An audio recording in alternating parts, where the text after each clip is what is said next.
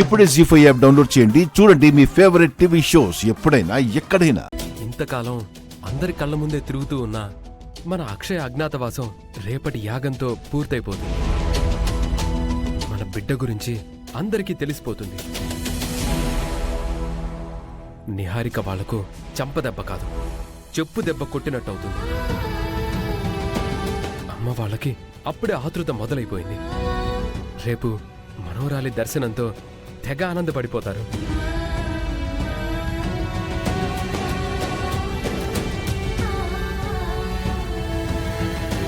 Madam,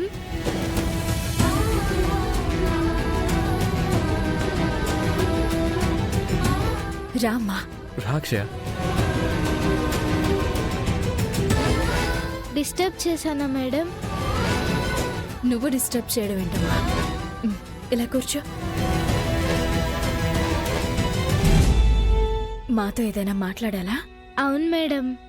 సరే, ఏంటో చెప్పు. మీ పాపని మీరు రేపు తీసుకొస్తాను అన్నారు కదా, అంటే మీ పాపను మీరు ముందే చూసుంటారు కదా, తను ఎలా ఉంటుంది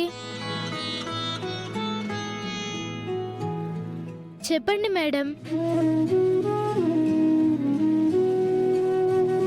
తినబోతూ రుచులు అడగడం ఎందుకు అన్నట్టు రేపు చూడబోతూ ఇప్పుడు అడగడం ఎందుకు అంటారా, లేకపోతే రేపటి వరకు ఆగమంటారా?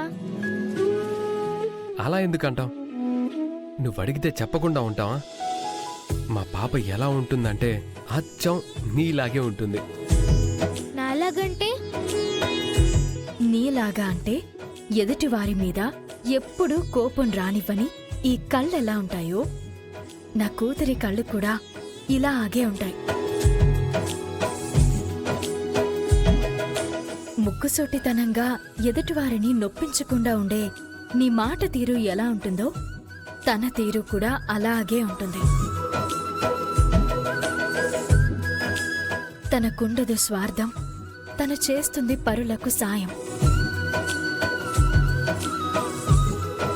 తను ఒక అమ్మవారి స్వరూపం, అచ్చం నీ రూపం.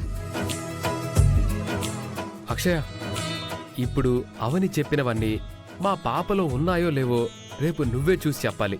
మల్లె చెట్టుకి మల్లెపువ్వు పూస్తుంది, మీ వంటి వారికి మంచి బిడ్డే పుడుతుంది.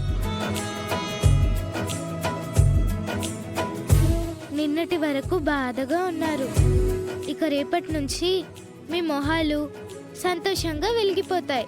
అది నేను చూడాలి. నువ్వు మా ఎదురుగా ఉన్నావు కాబట్టి మాకంత బాధ లేదు. నేనెంత ఎదురుగా ఉన్నా సొంత బిడ్డ సొంత బిడ్డే, పరాయి బిడ్డ పరాయి బిడ్డే.